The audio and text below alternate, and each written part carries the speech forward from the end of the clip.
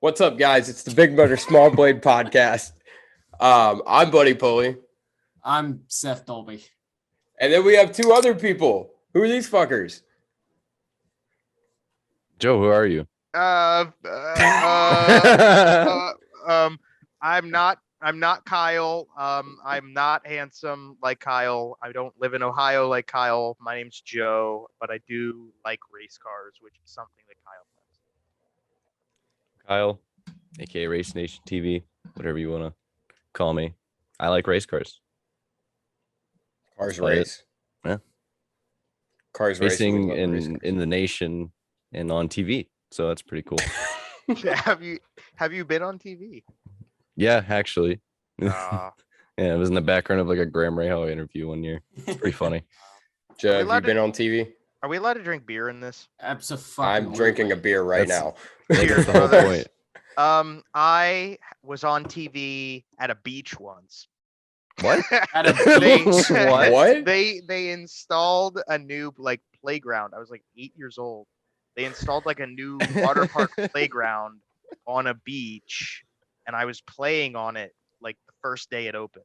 Didn't even know it was the first day it opened. My uncle was just like, "Hey, let's go to the boardwalk," and we went to this park, and then we went to this playground. And then I'd kill for footage of this. I'd kill for it. There's a shot of like the anchor guy, and he's like walking and he's talking about it, and I just I like bolt in between him and the camera. I just like zoom. Shit, that's way better than my cameos on a commercial. But also, any year you watch the Indy 500, you can always see Robbie and Brian because they have their big low hats on, and I'm always right behind them, so you can usually tell where I am. Well, at least we'll be able to see Seth next week at Talladega. Buddy, have you ever asked anybody for like the footage of you like in those commercials? Because those are like high quality clips. Dude, right? So There has to be somebody in NASCAR that Well, like doesn't David know the NBC guy?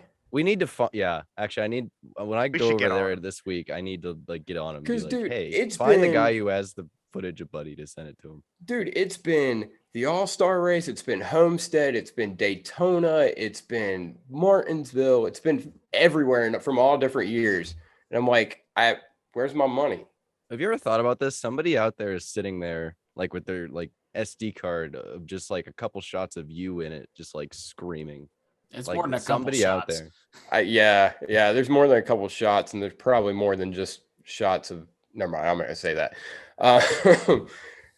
Nothing. We're good. Anyway, why are you guys here? What the fuck are you doing here? This is our podcast. Dude, I don't even know. It's so late. I don't even remember what Yeah. time it is. I don't know why I'm here. Yeah. Why are we here? Is it possibly because we're launching something new and exciting? Maybe. Yeah, I think Maybe? so. I mean, do you want us to just like go yard? Go shit. Go yard. Absolutely. Go, Yeah, you know, I go don't know yard. what that It's a- means, but I it's like a- Is that a Pennsylvania term? Like, No, what it's a baseball quote. Oh. Yeah, it's Baseball a baseball thing. quote. Yeah, Okay. go yard. Go Means that it's just, like- yard. Go Well, yard. never watched baseball in your entire lives. So basically, the idea is that there are big motors and small blades, and that's pretty hot. But you know what else is hot? Big motors and very large wings. So Big blades, as we also call them. Yeah, they could be. Yeah, they're also blades. the concept would be to talk about people who put 900 horsepower engines in things that weigh about 1,200 pounds. Blade. Which is a pretty good power to weight ratio.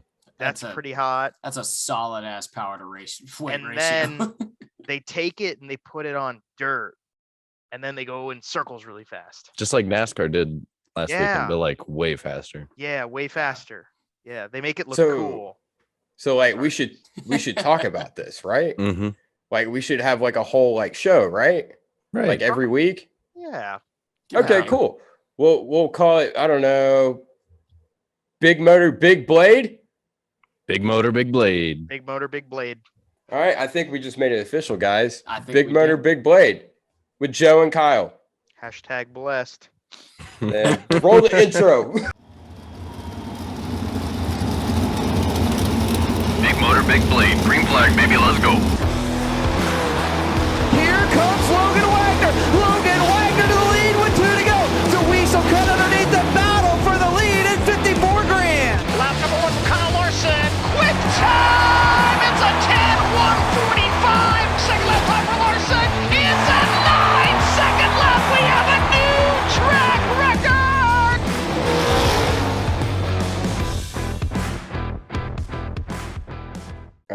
I don't And know, we're when's this- back. Sorry. Shut up, Seth. We're trying to do something here. I'm And we're sorry. back. When's So this that episode going to come intro- out? July uh, 2028? Yeah, Joe? right. If Joe's editing it, probably. Yeah. Kyle, you're going to be editing this, right? If you want me to. Yeah. Please. Awesome intro made by Kyle. So guys, what's Big Motor Big Blade? What are y'all gonna do? What should we Well, be expecting? Basically, what we're gonna do is we're gonna talk about sprint car racing throughout the weeks. I live in Pennsylvania. I live really close to all the local dirt tracks in PA, so I get to go to the PA Posse stuff. You know, the Outlaws, the All Stars, they come to town. Kyle lives in Ohio. We jointly cover about, just from our two states, we jointly cover about 70% of all of the 410 sprint car racing in the country. Yeah. Because Pennsylvania and Ohio have a lot of local weekly dirt track racing. But we also are big nerds about the World of Outlaws, the All-Star Circuit of Champions, and other fun stuff that happens. We got to go to Knoxville last year. So, we'll be able to talk about things we've learned and seen, and hopefully, bring people up to speed on how dirt racing works, how sprint cars work, things that happen, people to keep your eye on. Jacob Allen. We're gonna talk about Jacob Allen quite a bit. We're gonna talk him up a lot. We love Jacob Allen, but yeah, we'll just talk about whatever you want us to tell you. Kyle? Basically. Yeah, I mean, Joe pretty much covered it. I'm based in Ohio, and between Ohio and Pennsylvania, wing sprint car racing is pretty much right there. I don't really, besides, unless you go out to California or really in the Midwest around Knoxville and those states, like really the heart of sprint car racing is where Joe and I are, and mainly Joe, because like if you don't know, Pennsylvania has their own, I guess you could call it a cult, the Pennsylvania Posse. I mean, like they Yeah. have their weekly racing is pretty much up to, like top tier with the World of Outlaws or the Circuit of Champions. Like it is a series that is just absolutely insane. And Joe's right in the heart of it, and he can go to Williams Grove, Port Royal, Lincoln, like every week. And there's other tracks like BAPS and other stuff that runs weekly that he can be right in the heart of. I'm about an hour from Attica, so All-Star Circuit Champions make a ton of trips there. We have Ohio Speed Week, Joe's PA Speed Week, and then we love the World of Outlaws, and we follow it week to week. Joe does a lot of power rankings, so we're really involved with knowing who the drivers are and who who to watch for. And we're still learning about dirt racing a little bit, so I'm really excited to like share our knowledge of dirt racing with others. And of course, you two, on the other hand, being kind of new, you guys have been to dirt races, Yeah. you've seen it, you're into it. But hopefully, you guys can kind of ask questions, and hopefully you guys can ask the same questions that the viewers would be asking, and we can kind of, bring people up to speed with dirt racing. And, because it's such an underrated form of motorsport. And Like yeah, it just really is. that's a lot of the reason why me and Seth wanted to do this. We thought of this idea. We were sitting around. I think it was Chili Bowl, right, Joe? We were just sitting around, me, Seth, Yeah. you on a Zoom call, just dicking around watching the Chili Bowl, and we're like, dude, me and Seth got into it over COVID. Really got into dirt racing a lot. We've been trying to expand our racing palette. I have never watched dirt before last year, and I fell in love with it. Went to the World of Outlaws, and I'm like, I want to be invested in this. I want to pay attention to it. And then got to talking to Joe, and we thought of this idea to make a second podcast on our channel, have you guys kind of run it, since you guys are the experts here, and let you guys do what we do, but for dirt. And I mean, I'm got butterflies right now. I mean, Joe, you are a wealth of knowledge. Like you were like your dad in that sense. Like Aw. you're just like, Aw. and so you could bring everything to it. And then Kyle, you already do all sorts of cool shit with Racing Nation TV, and it's like something I admire and I like to see. So to have you guys here, it's fucking awesome. I'm super excited for it. Well, don't sell him short. Kyle, there's a lot of things Kyle knows better than I do, I think. And Kyle picks up on little things better than I do. I think Kyle's the guy to go to with a lot of like the little insider things about, and also like making connections between stuff. Kyle's a really helpful part in what makes me smart about dirt racing, and us, especially through COVID, same as you. We both grew up around sprint cars, but COVID was an opportunity for us to really get into it. Like, I know this is kind of bad, but in 2020, so like April 2020, right, like a month into it, the weekly racing for sprint cars started back up again in PA. I mean, we had like a month off, and then it was right back into it. I was at a dirt race a month into COVID. Nobody had masks on, none of that stuff. Maybe shouldn't have said that out loud, but it's fine. It was 2 years ago at this point. Yeah, the statute of limitations. It Good. was a really good time to get back into that, and I think Kyle and I both could agree we like fell back in love with the sport we were so used to growing up. Yeah. I mean, being where I'm at, I mean, I'm like right next to Mid Ohio, but like there's not weekly racing at Mid Ohio Sports Car Course. So I'm like an hour from Attica, go out there. I've been going there since I was 7 years old. I didn't go to a NASCAR race until I was 10. I didn't, so really sprint car racing is really my first love into racing. And I've noticed a lot of the friends I've made in racing, it's not really sprint cars besides Joe, sprint cars weren't really their first love. So I mean, taking that and really just trying to make people more aware of sprint car racing. You don't have to pay the $300-400 for Dirt Vision, to watch it weekly. You don't have to, son of a bitch, Seth. It just depends how involved you want to be. But I mean, you can still, learn more about it and get into it, because no matter, the fun part is just like 90 races a year, and they're all over the country. So at some point in the year, they're probably going to be in your area, and it's a good time to check them out. I mean, it costs way less than a NASCAR ticket, costs way less than an IndyCar ticket. I mean, it's just a good time. It's one night out of your weekend. That's like 5 hours straight of great, awesome American badass racing. Like, I mean, it's the best.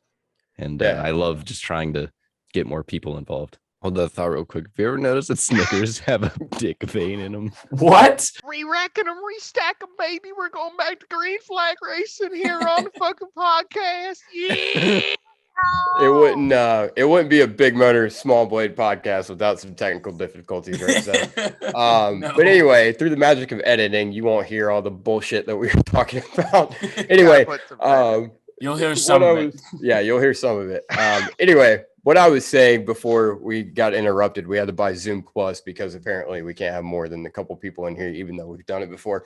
What I was saying is, Kyle, you made a good point in that, dirt racing and sprint cars, they're so underrated, and that's like when Seth took me to the World of Outlaws last year, I was like, holy shit, man. And it's like this is insane. It's always crazy to me pulling up to a dirt race. I'm going to Hobstadt this weekend. I've just been thinking about it because I'm really excited about it. And it's like there's this series out there with like 12 drivers sponsored by big names like NOS Energy and CarQuest, all these big name Napa, like all these big names, and they're just showing up to a track in the middle of nowhere.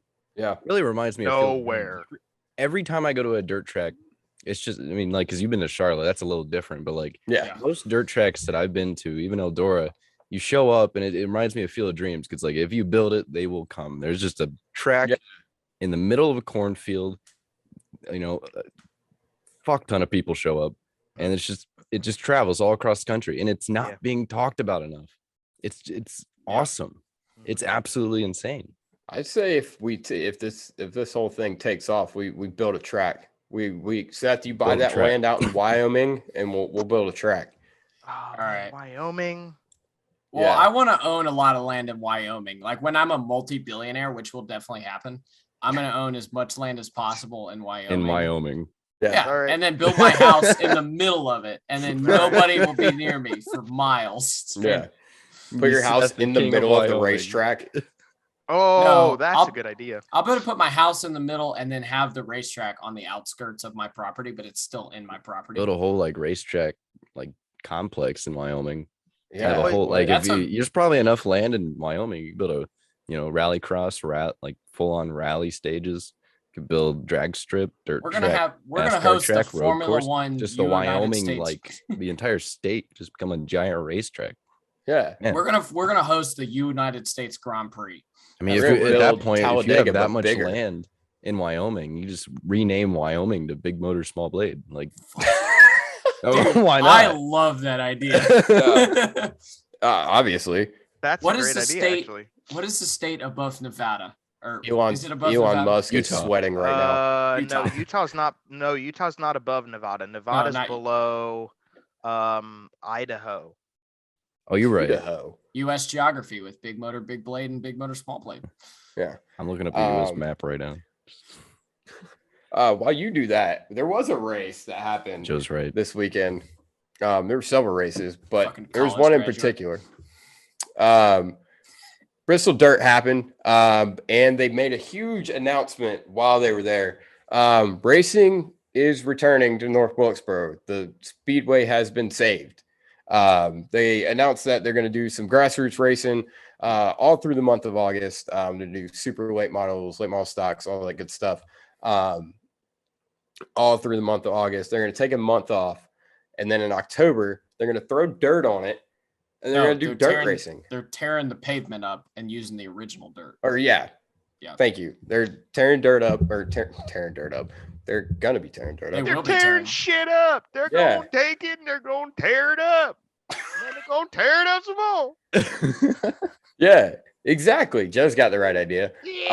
But yeah, they're going to do dirt racing. World of Outlaws is going to be there. Tons of other stuff is going to be there. And then, allegedly, but hold on. We need to explain that. We need to explain the alleged. Go for it, Kyle. Go for it. Well, because on the North Wilkesboro schedule, there's a date in October that says 410 sprint car racing. Yes. And on the World of Outlaws schedule, there's a to be announced on that date. So it's like put the puzzle pieces together, but it's not official yet. Like they haven't said anything. Buddy, I'm gonna have to skip Homestead. Look, man. I'm sorry. It's the weekend of Homestead. Yeah, it is. I wanted to see my boy Trevor Bain race. Oh my god, man. Yeah. Hey, look, we'll buy ourselves a King Air. Dude, this thing's gonna take off between now and King Air. Jesus. Shut up, Seth. I got a plan. Look, this thing's gonna take off, obviously, like after tonight, right? We'll buy ourselves a little Cessna, buy ourselves a King Air, right? And we'll fly that King Air from Homestead to North Wilkesboro and back. I mean, I know a guy with a Piper. Who? Oh, well, there you go. Oh, there you go. Our own private pilot. That's what we need. Yeah. I mean, I've always wanted to get my pilot's license. We'll get there when we own Wyoming. Like, I know a guy. I don't think we can afford him though. Oh, yet.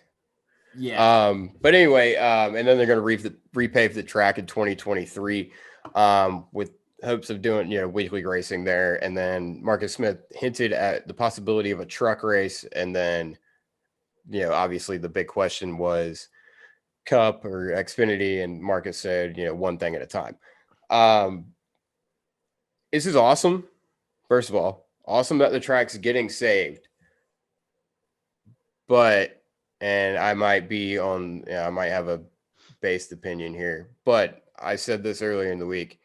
If they're going to bring North Wilkesboro back, they have to bring Cup, because there's too many. This is my opinion. There's too many other tracks around. There's Charlotte right there. There's Martinsville not too far away. Bristol's not too far away that have Cup racing. And they tried to bring Wilkesboro back in 2010 and did some weekly racing. Didn't work. And it sat dormant for all that time. I think there's too much Cup racing already going on to where once you do get to that point to where you're adding trucks, you have to have a Cup race, because or else it's going to end up like Rockingham when they tried to bring that back, which there's some other traffic issues and whatnot with that. Yeah. Or like Iowa, stuck around for a long time, but what are we doing with Iowa now? We're not doing anything.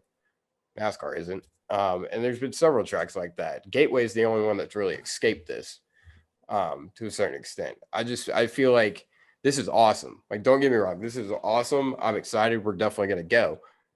But I feel like if you're going to put trucks, you have to go the extra mile. You got Marcus Smith has billions of dollars. I'm sorry. Like, people would come. You build it, they would come, like we said. So I saw that. I saw an article that said that like they were saying already that Xfinity and Cup that the facility wasn't going to be able to hold enough people to bring Cup and Xfinity there. I already read something that said that, and that's just like how many people, so dumb. How many people does North Wilkesboro seat? Do you know? Well, before it held 47,000, I think. That's not much less than Martinsville. That's what Darlington holds right now, isn't it? The one thing that I'm thinking right now with how the way they're going to redo it is, you remember when they added those stands in 2 and 3, or 1 and 2 on that side of the track, are those still good, or are they going to have to tear those down? I don't think they're there. I think they took those and moved into another track. Oh, really? Well, when are you thinking on that track? I think it might still be the big, like the newer stands that they added that look newer, the ones that aren't like destroyed now in 1 and 2.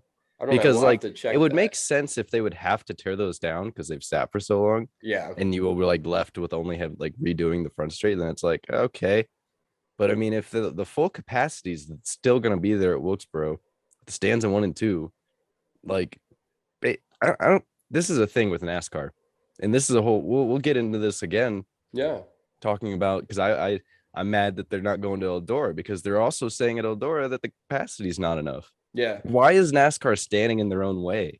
Like, you see all these tracks that aren't sellouts. Yep. Who cares what the capacity looks like? You're gonna have a sellout, and you might even have a waiting list for tickets for years and years and years. Yeah. Why is that a bad thing? Why don't like look at F1? Like, I'm not going to be able to go to an American Grand Prix, and there's 3 of them. I can't go to Montreal either. I live in North America and I can't go to an F1 race. But it's like that's my problem. I didn't have tickets. It's like, why is that a bad thing? Like, sell out your races. The track, it would look better. Like, because NASCAR is so fucking concerned with how it looks on TV. It would look better if you sold out 30,000 than it would if you had 60,000 seats and didn't quite sell it out. And the TV rating would be good too at Wilkesboro because they're bringing it back. Would be fantastic. Well, I was going to say that about the TV. I mean, NASCAR, just so much of the money involved in NASCAR comes from the TV stuff. It does not come from the seats of the racetrack. I mean, I remember a conversation with Doug Bowles about the Indianapolis race where he said they could do that race and not sell a single ticket and still make money off it. Make a lot of money. Like, there's no in the modern day we live in, the money of the sport just isn't in the seats anymore, and that's fine because that means that the amount of money that comes in is way more than it used to be. When the big bucks come from the TV, but to say that you're concerned about those ticket sales making revenue, it's like that's small potatoes. I mean, that's not where you're getting all your money. Slap Shoes did a video on this here like a couple years ago, before rumblings were even talked about that it could come back. He made a good point. The upkeep of that track is next to nothing compared to some of these other places. You could add 20,000 more grandstands or however much you want to add, and the upkeep's still going to be nothing. And even that, profit that you need from the tickets, you're going to get it. Like, I'm sorry. And you're going to get it in tenfold plus like you said, the TV deal. Like, they're blowing smoke up my ass if you're asking me. I don't know. So annoying because Wilkesboro is a place that you're going to be able to do weekly racing at too. Yeah. Like, it's not like a Dover or like a Las Vegas Motor Speedway where it's like you're going to be doing like some Richard Petty driving experiences and some like track days. Like, you're going to be able to do weekly racing there too to make revenue on top of it. And it's not like Nashville where they're worried about like, noise complaint. No one's fucking out there. There's that old dude that guards the track. That's it. That's all that's out there. Yeah. It's right by the highway. I worked 5 minutes away from there for a few days about 5 years ago, and there is like nobody out there. No, not a soul. The best racetracks are the ones where there's nobody out there. Yeah, exactly. Well, and racetracks are, most of them tend to be out in the middle of nowhere. Yeah. Ish, to an extent. And if there is anything in that area, like in Indianapolis, it's built up around it. Yeah. Yeah. So Rockingham, it's like they're getting all this government money. They get, $10 million here, $10 million there. They're, here's going towards Rockingham. There's this Rockingham, whoever has been running Rockingham, the however many owners it's had, they've done a horrible job. I'm sorry. You haven't fixed the traffic over there. The infrastructure there looks like shit. The bathrooms and facilities there are the worst I've ever seen. Literally, so 2004, we went to the last race at Rockingham. My sister wrote some dumb shit on the damn bathroom stall wall. That shit was still there when we went back to the truck race in 2013. Jeez. Like, they haven't updated, and it was always terrible, and they keep sinking money into it, and they're like, oh, we're going to repave it. Fix everything else. It's like, let Rockingham sit dormant. I'm sorry. Like, they've proven that they don't know how to do anything with that track. Sink that money back into North Wilkesboro. It's all going to Marcus Smith anyway. They say, oh, it's going to Charlotte and Wilkesboro. They're all owned by the same. Well, Rockingham's not owned by them anymore. But Mark, I don't know. It's a whole thing. Well, that and SMI like loves to just take government money. I'm like, guys, you're worth a shit ton of money. Well, why do you think they are? Yeah, I mean, I guess billionaires are billionaires because they don't spend their own damn money. But yeah, exactly. Still, yeah. I feel like we took a negative turn, but it is awesome. Let's not move. It's cool. Move away from It's the fact just that like it's it's really cool, but they need to do the right things. Like they really like this is the first step. I think a lot of people saw it coming because they were getting it was like brought up that they were getting a bunch of money a while back. Yeah. The fact that they hear that they're actually doing something about it, that's good. I wonder, is there anything out of like Marcus Lemonis from this still? What is that guy's I was thinking deal? about that too. Yeah, because he said he was going to build a camping world on site, and he was going to sink money into that it. Guy's too. interesting. Like, I've heard some things Marcus about that guy. Lemonis is wild, dude. How would they think that's actually going to work? He actually the thing is like he talks He's like a big the talk. redneck Elon Musk. He talks a big talk, but like sometimes he backs it up and like puts it like sometimes he doesn't. It's weird. Sometimes it just goes quiet. That area Maybe he just has so much going on he forgets. Yeah, I don't know. It's There's weird. so little going on in that area. We drove right by the track last night on the way home and didn't notice. No. There's nothing going on out there. Like, I don't know how the hell you think you're gonna build a camping world out there. I mean, I don't know. Maybe you could rent campers there for the weekend. If you brought a cup date there, you could rent campers. I mean, because the other thing was he was gonna put up money into it and basically make it was gonna be like a North Wilkesboro like camping world speedway. Ooh, SRX can go there. Yes, that's what I was thinking. Yeah, that's a good idea. They were already thinking about it for this year's schedule, were they not?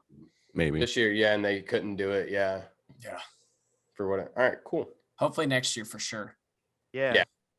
Then we can actually go to an SRX race. It'll definitely correlate with like the Indy 500 or some bullshit. Yeah. No, that's how schedules work. Yeah. That's how it always happens. You're absolutely right. Yeah. Like, hey, we finally got a sprint car race other than the World Finals. That's within a couple hours of our house. Well, we're going to be in Miami. Well, if it's the World of Outlaws, I'm going to find a way to go. I might go to North Wilkesboro. Like, especially because like if you're thinking about going to North Wilkesboro World of Outlaws, if it does happen, allegedly, you know, they're not, it's going to be a paved track next year. They're going to repave it. So this is a one-time thing. It's not like our buddy Robbie Noonan asked me. Robbie Noonan. He asked me if he should go to Barber or Bristol World of Outlaws. And I said Bristol World of Outlaws because we don't know if Bristol Dirt's going to be a thing for like longevity wise. You know, we'll probably be at Barber 5 years from now for Bristol Dirt.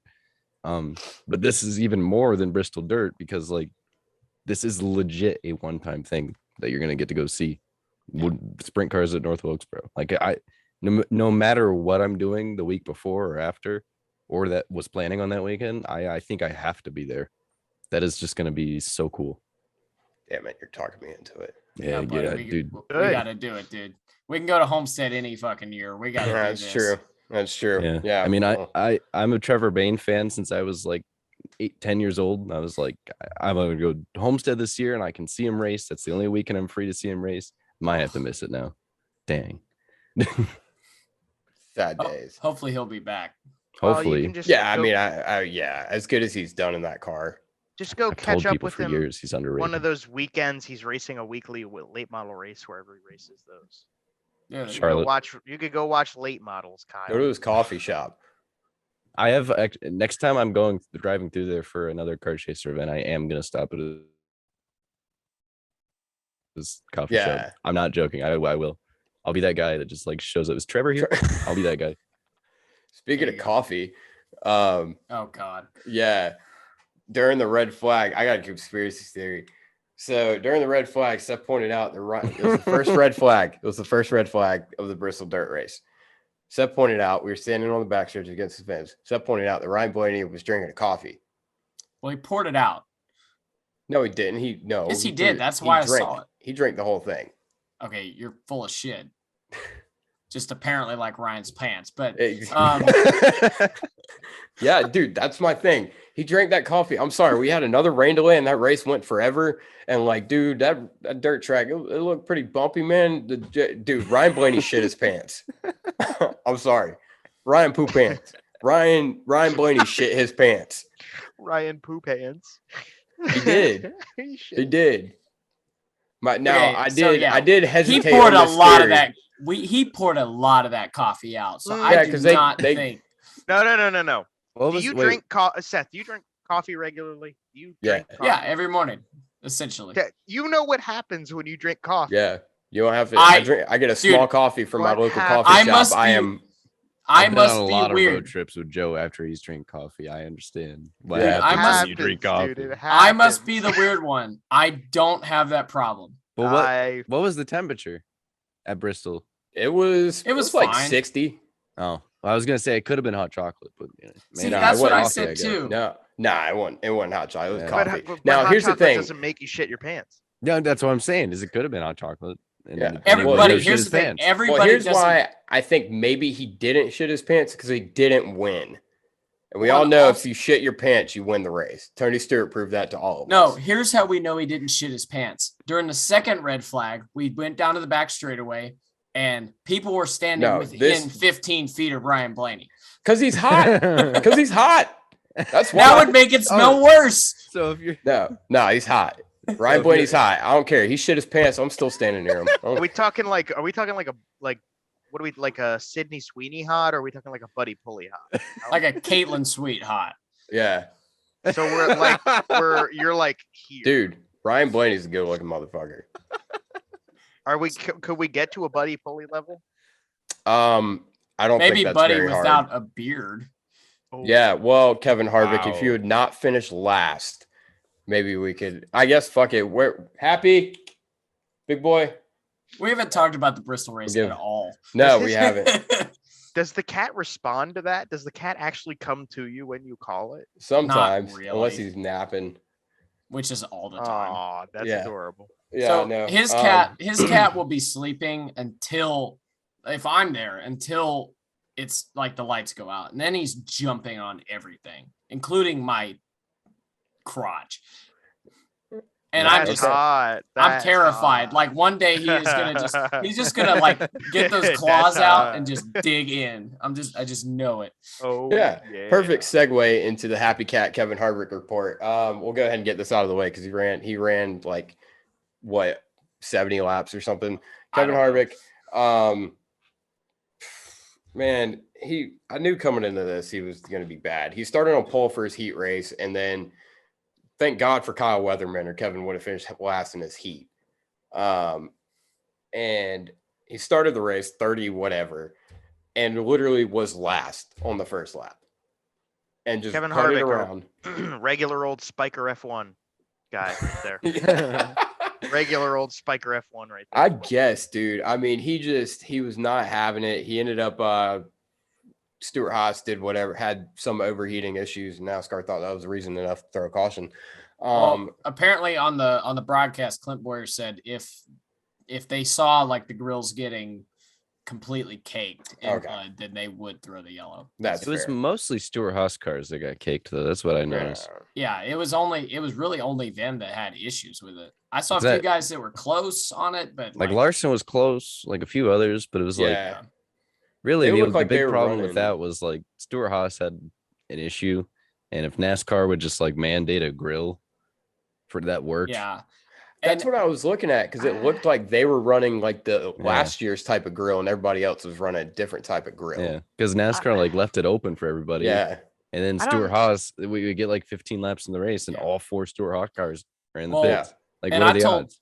I told Buddy when the caution came out, I said, if they're throwing it only for the Stuart Haas cars, then that's bullshit, because they had an entire 2 practices and a heat race to get it figured out. It reminded me kind of like Texas 2017 for IndyCar when they had to throw yellows every 20 laps because the Penske's cars were blowing tires because their dampers are too stiff. That's what that reminded me of. I just ruined it. That whole ordeal to me. When I saw that on the TV, that whole ordeal really ruined the strategic side of the sport. I mean, well, you already ruined the strategic side with stages. Yeah, but like, when you have a race and you've got a problem like this, and the teams have an opportunity to work through these problems, and people who put together a grill that doesn't clog up and overheat the engine, when those people have a chance to like take the lead because everybody else is a moron, like it just that when I saw that, it was just kind of like, oh, NASCAR, because it's like that's something that should have just had some sort of competitive edge to the people who made the right strategic call. The one thing I agree with what you said, Kyle. I mean, it's, where is strategy in NASCAR anymore at all? But the part of it I did kind of respect was NASCAR like did tell the drivers before the race, like they did say before the race, it's like, if we see a problem with grills, like we will throw a yellow. Yeah. So they told them beforehand. It's not like a thing where it was like on the fly, like, everything's. I will say they did that last year with the single file restarts. They have done an okay job at just adjusting to conditions to make it fair for everyone. Yeah. But in the team's, I'll just kind of like play devil's advocate a little bit. In the team's defense, the track was very heavy when they started the race. It was more heavy than it had been all weekend. Yeah. They're kind of pushing the line because the track kind of has to be heavy for it to be good. Yeah. Because when you have cars with windshields, you're kind of walking a fine line already. Yeah. If the track's too wet, it's just we saw the truck race last year when it was too wet. If it's too dry, you're going to have, you're not going to be able to see because it's too dusty, and it's going to be a terrible race. It's going to lock down. So, I mean, it's kind of like, we should just take the windshields out. I don't know. That was one thing I really liked about the race. Having that rain and continuously working in moisture into the track, it stayed really racy. And like, it was not last year. I mean, last year's race was really exciting because of what it was. But I mean, from the perspective of what I've seen for my whole life in dirt racing, I mean, that track was absolute ass. That was they had worst case scenario that weekend too. It made me mad. Last year's race made me mad because so I'm already going in thinking of the track prep, because we saw what the World Finals was in 2020. If anyone's ever seen that, I was there. Oh my God. That was an awful That was awful. So we already know that SMI's like dirt track prep is terrible. And then the race is run during the day. It's a thing. When you run a dirt race during the day with the sun and the wind, I witnessed this at Attica last week. It was super windy. They couldn't keep moisture in the track, and it was a dry, slick track. When the sun's on it, it's not going to keep moisture. So guess what? It's going to be it's going to end up drying out. It's going to take rubber, and it's going to lock down on the bottom. And that's what it did. And it was also super dusty. So number one, they already did a better job by running it at night. But last year's race just made me mad because it's like you should have seen this coming. Yeah, for what it's worth, last year's race, like for the drivers, was terrible as far as conditions go. Actually watching it in the stands was not as bad as watching it on TV. It wasn't as bad as the finals the year before, from what you told me. No, it was just like common sense. It was just like, you're gonna run this race during the day. So it's going to dry out, and then guess what's going to happen? Just like any late model race, sprint cars the track doesn't lock down as often, but for these stock cars are so heavy, it's going to lock down on the bottom. Like, it's going to start taking rubber on the bottom. There's not going to be a high line. It's going to be single file, and it's going to be terrible. Didn't do that last night. No, it didn't. Because guess what? They would ran at night. But they should have done this the first year. Well, they had the rain to help them, but yes. It makes me wonder who is doing the track prep for SMI. Well, And yeah, what that's makes what I me wanted even to more get mad- into a little bit later too. Yeah. What makes me I even mean, more mad is Tony Stewart had the track prep down to a science at Eldora, and they pissed him off. Yep. Yeah. In their defense, the only thing I'll say, and like, so yeah, they originally did schedule a race for Sunday afternoon last year. But even if they hadn't, in their defense, the weekend was just a wash. So It was, yeah. It was, yeah, I mean, it flooded. there's still tons of things that like they did wrong that weekend, but it wasn't 100% on them. It was worst case. But now, should they have run that race Monday night? Yes. To wrap up where we're at, Happy Cat. Harvick ended up getting his tire ripped off because of big wreck with Corey LaJoy and somebody else, Noah Gragson. And he pulled in the garage and made some comments that we'll talk about later. And Kevin Harvick finished 34th. So that's been your Happy Cat. Kevin Harvick report. The beard lives on, and I hate my life. Anyway. Buddy expecting anything better out of Kevin Harvick at a dirt race. I don't understand it. I expected exactly what happened, and I was still disappointed. Well, my man grew up racing at Bakersfield Speedway. I mean, wouldn't you think he'd have some sort of ability? My man's is 40-something and probably has dementia. So my man's got 2 kids and a receding hairline. Do you expect him to be good at driving the next gen car? No, that shit is not currently receding. It's receded. It is retreated. It's still not as It's the South in the Battle of Gettysburg. Hey, maybe Keelan will be a good dirt racer. We know he's gonna be a good road course racer. Maybe Keelan will be a good dirt racer. Keelan's gonna be a Formula One champion. Don't you forget it. Not according to Kevin. Keelan thinks he will be a Formula One world champion, but somebody call up David Land, Brexton Busch to Audi F1 2033. I'm dead. That'd be hilarious. That'd be fucking guys. We're gonna live in a world where Brexton Busch, Keelan Harvick, and Owen Larson are racing in like NASCAR. We're gonna live in that world. I want to make you the Cash Boyer. Yeah. Our kids are gonna live in that world. Cash Boyer, baby, let's go. Cash Boyer, I forgot about him. Well, that's the thing. If Harvick never wins again in his career, I said to Seth, I'm just gonna keep the beard until Keelan is running. Dude, we're gonna be the old guys in the chairs, like pointing the TV. I remember when that boy's dad, Kyle Larson, won the actual national. Yeah, I remember when Kevin Harvick, man, he hated this damn dirt race. Man, what's hilarious is that Owen Larson is exactly like Kyle Larson, and Cash Boyer is exactly like Clint Boyer. Well, they're all exactly like their dads. Yeah, listen, most people are exactly like their dads, aren't they? I have the bladder. I don't know. I don't. Listen, all the time I spend. I'll drink to that. I'm here, aren't I? I would, but I already finished my beers. So oh man, stuck. Already in.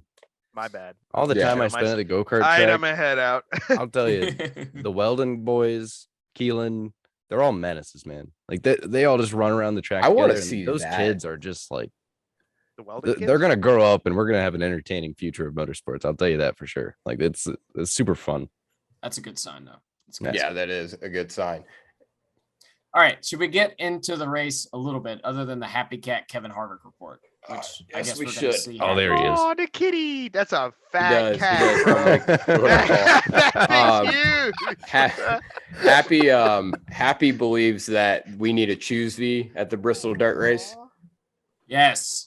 Yeah. I think that's something that would definitely help the race is having a choose cone or V. Literally put an actual cone out there and just attach to a string like they do at actual dirt races and just reel that bitch back in. Yeah. This is a man of culture right here. I've been to 2 World of Outlaws events. Give them the good Italian I've bobbity boopity. I said all week before the Bristol dirt race, the number one thing that NASCAR needs to look at the dirt race and think is they need to run it like a dirt race and not a NASCAR race. Yes. And it'll be good. Yes. They need to do that. And they also need to have some sort of fucking idea of what's happening. Instead of saying, okay, I know we said, well, yeah, so let me gather my thoughts. Their idea was at the end of each stage, we'll stop the race for 6 minutes. You can make whatever adjustments you need to make. That's great. If the forecast looks really good, There's no rain in the area. That's fine. I don't have a problem with that. It gives me a chance to go to the bathroom. It's fine. But they do that in Knoxville. Yeah, exactly. But when you see rain like on the radar and you've seen it in the vicinity. It wasn't even in the vicinity. It was in the building. It was in the building for the whole night. Yeah. Sit there, like literally come over the radio and say, guys, I'm sorry. We said 6 minutes. You got 1. Figure it out. Let's go. And then keep the other cars that don't pit running. Because as soon as they displayed the yellow again, Christopher Bell slid down the racetrack because of course he would. Because he has no talent. Because it was that was ice. Hilarious. That was hilarious. It was funny. I was right down there when it happened. And when it happened, I walked back up and I said, we're fucking done, boys. That's ball game. Nah. Well, yeah, Seth gives up way too easily. Christopher Bell, man, he had a lane and a half down there on the apron and didn't know how to use it. He doesn't know how to use any lane and a half. I don't know how that motherfucker won 3 Chili Bowls. He doesn't know what he's doing, but still wins 410 races though. We got to give him credit. Christopher Bell. I hate he that wins in the Swindell car. This is why we have to have y'all here. Actually, we'll just shit on Bell. He's actually a really good dirt racer. Like he is. Midgets especially. Christopher Bell. Especially. That's well, you gotta because Swindell, they run on a part-time schedule and they don't they're not usually that good, and they won with Bell last year. I don't remember the track, but they won with Bell. Yeah, I mean, I'm not really questioning Bell's ability to drive a race car. I just you're a Larson fan. I'd be mad if you liked Christopher Bell. Yeah, okay. I would be mad. That whole I gave him a lane and a half thing. It's not like those two. I don't think they actually hate each other, but the rivalry they have at the Chili Bowl, I would be upset if you were like, I like Christopher Bell. It's great for the sport because Bell, if Gibbs can learn how to have 4 good race cars on their team, which they've never been able to do, then we'd see an epic duel between those two in Cup. Well, last night Bell was up there all night, and Kyle was. He wasn't up there when I needed him to be. No. What's up with that? Screwed up my race pick. Kyle. So Kyle's team pitted twice, and everybody else who finished up front pitted once. Yeah. And they were just on. It didn't make sense because Suarez and Chastain, those guys needed to pit because they stayed out hoping to get the rain and win the race. And then when that didn't happen, they pitted it. And then Larson just pitted with them. Yeah, I didn't understand that. It was weird. And that's what, that's when we had that was the rain delay where we had the scoring issue where I wouldn't call it an issue. I would call it an oversight. I guess, but they were literally about to give Chase Briscoe the win, even though he's on pit. I didn't under. That was stupid. That was the dumbest thing I've ever seen in my life, or one of them. My guess is that they just didn't anticipate that possibly being the end of the race scoring that they would. How many times does this happen? It's always in this configuration. Never. Not like this. But we've seen it happen before. Did you guys see this part? What happened is when the first rain delay came at the end of a stage, and Chase Briscoe was leading. He comes down and pits. Kyle Busch stays out, but because they stopped him on the backstretch, and they had the 6-minute break, Chase Briscoe was still technically scored as the leader, even though he pitted. And then the rain happened, and then they were like, "Yeah, Chase Briscoe is the leader of this race." Even though he's pitted. And I guess they hadn't technically cycled. It was really dumb. So they froze the field once the stage ended, according to NASCAR scoring. And I would have scored it where the field was froze after the stage. If you're gonna end it, it would have been to me. Well, it all derived from them doing the uncompetitive pit stops. That's what really that's what it is. Yeah. It's an argument of the uncompetitive pit stops. And the explanation that they gave on that was so odd. And it was also, I thought that was funny to listen to Mike Joy try to explain it. And he took 3 minutes to try to explain it. And it was like, Mike Joy, you have been talking for 3 minutes and you still haven't made your point. this probably isn't legitimate. If No. it takes you 3 minutes to describe something, you're probably like, it's probably not going to work, you know? Yeah. The idea that they like don't reset timing and scoring until the green flag for the, like, that doesn't make any sense. The part of it that does make sense is that the yellow flags laps did not count. That makes sense because there's no updates to timing and scoring. Well, and that, I guess, yeah, I was about to say maybe they should just let the cars that stay out just run them another lap. That way, yellow flag laps do count, but then, just not during the stage break. Well, yeah, that's what I'm saying. Well, that's what he's saying. Yeah. And that kind of pokes a hole in my argument to let them go around another lap and reset the scoring. But when the track laps don't count, it doesn't matter. When it's raining, they should have kept the cars running. This is just the part of the problem is that it's such a specific and once in a season, once in a lifetime kind of situation that it's like how do you prepare for this? Like, do you even need to prepare for this? This is such a weird thing. That's why I choose to call it an oversight and not a how did you describe it, buddy? I don't remember. You said a word for it that was more fucking stupid. That's 2 words. I'm sorry. I guess. But it was more of an oversight because I don't think when they were planning this, they ever had in their head, like, okay, this is going to determine the finishing order of the race, or it could determine the finishing order of the race. I don't think they ever had that thought necessarily. Now, if they want to go back and look at it, maybe Phoenix, they could just 2015. Again, the field wasn't frozen once the stage ended. We didn't have stages back then, but we didn't. But it was a similar situation. But I understand what you're saying. It is, and it's a learning process, I guess, for everybody. But back to Kyle's point, run it like a dirt race. Don't run it like a NASCAR race. I mean, you have one of these a year. The only thing I would say about why do you have to be such a stickler? Yeah, but if you ran it completely like a dirt race, not completely, but yeah, because it's too long. Where you don't have this. It's too long to run it exactly like that, though. Run it shorter. How much shorter? It's a cup race. I don't know. I mean, well, so think about the regular procession of a dirt race. You start it, you have your hot laps. Joe's exactly right here. You start at 6:30ish.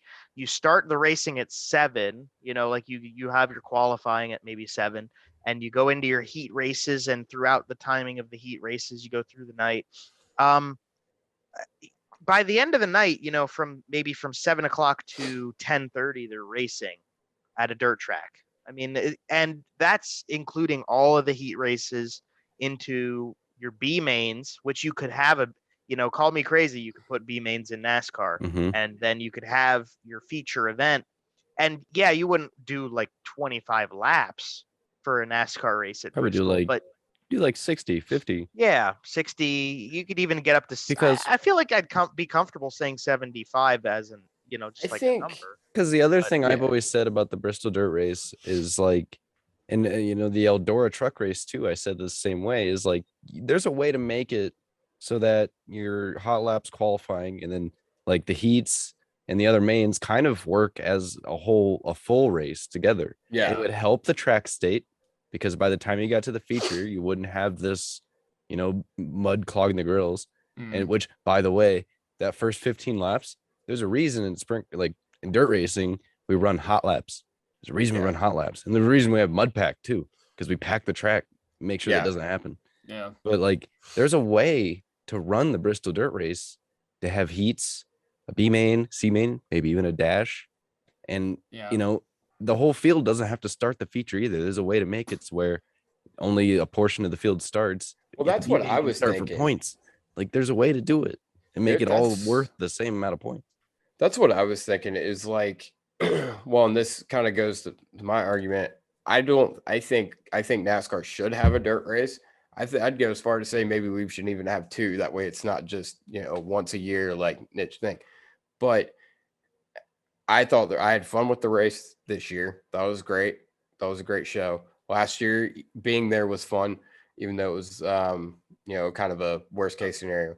Yeah, it was a mess. But I am a believer that I like Bristol dirt, but I think we should go to a purpose-built dirt track. I think that's what needs to happen. I would agree with that. And I would agree with that.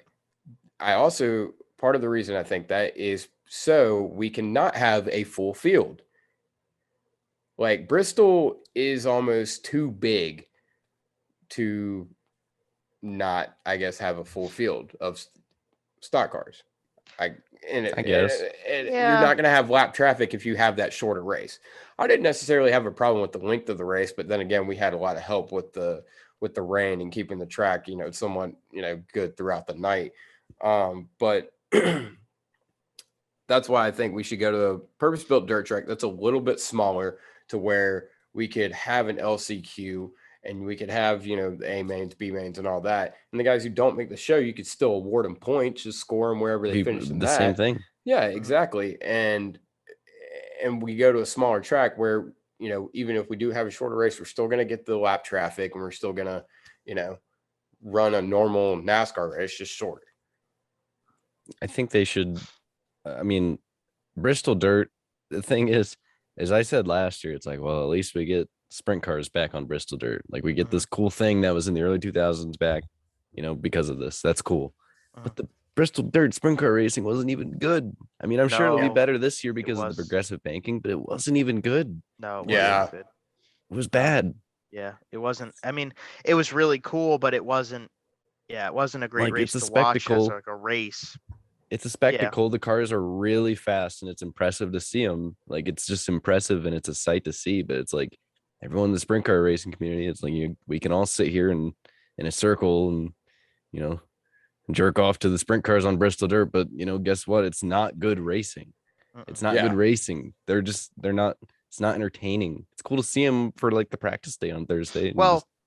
But like it's like when we went to a new market, like something like when NASCAR went to like Texas or like California for the first time. It's like, oh my God, we're in Texas and we're in California, and then they put on shit races. First 3 years, it's cool because it's like, oh, we're here. But it's got the wow factor. Yeah, I was gonna say that. It's just and eventually you have to build something that's sustainable, and I don't think Bristol Dirt's sustainable. I think it's been fine for the couple years that we've done it. But I'm at the point where I'm just like, I mean, growing up, like it was in the World of Outlaws 2002 video game. We always look back at the clips, and it's just like, wow, this is so cool. Why don't they do it again? Starting to kind of realize, like, maybe there was a reason this lasted 2 years. Yeah, it's not. I mean, it's cool, but it's not like a. They didn't announce it for next year during the middle of the race, so. Yeah, but they told people who were renewing tickets that they could go ahead and renew because it's probably going to be back on the schedule. We need Eldora. We need to go to Eldora. Yeah. The thing I would say, it proved with the trucks already, and then they pissed off Tony Stewart. The drivers have been critical of it. Like Kevin Harvick, when he got out of the car, obviously he was pissed off. He finished 30, whatever. He said, this is paraphrasing basically what he said. He's like, they did a terrible job with the track prep. It was full of mud. And then, like you said, they didn't pack it. And we all look like a bunch of bozos. And he said, once they got the first couple laps in, the track was fine. But, you clean it off and it's fine. I mean, that's how dirt racing works. It takes a couple laps. I mean, why we have hot laps. And his point was, you can't talk to NASCAR about this because they don't listen. And he kind of was like, what's the point? It's ridiculous that we're doing what we're doing. But obviously Kevin's a little bit of a boomer. He's stuck in his ways, but his opinion doesn't count. He is not the right way to look at it, but all right, cool. Not because of that, but because he just ran like shit. So of course he's going to hate it.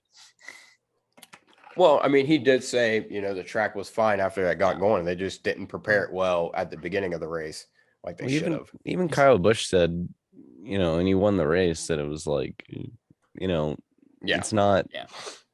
Like I remember I saw a quote where he said, because to Kyle Busch's credit, he's run the modifieds, he's run late models, and then lately he's been running the micros and all that stuff. And he basically said, it's like when you're running those cars on dirt, like there's grip.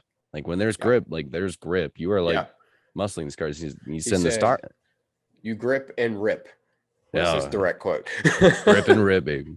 But like he was saying in the stock cars, like they're like holding on for dear life, trying not to wreck. Yeah. Like he's like, it's not, because they're not meant for it, Well, so I was gonna say, if you want to talk about a smaller dirt track, like I envision in my head, and Seth and Buddy, you're not really gonna get this reference, but like Kyle would be able to say, agree.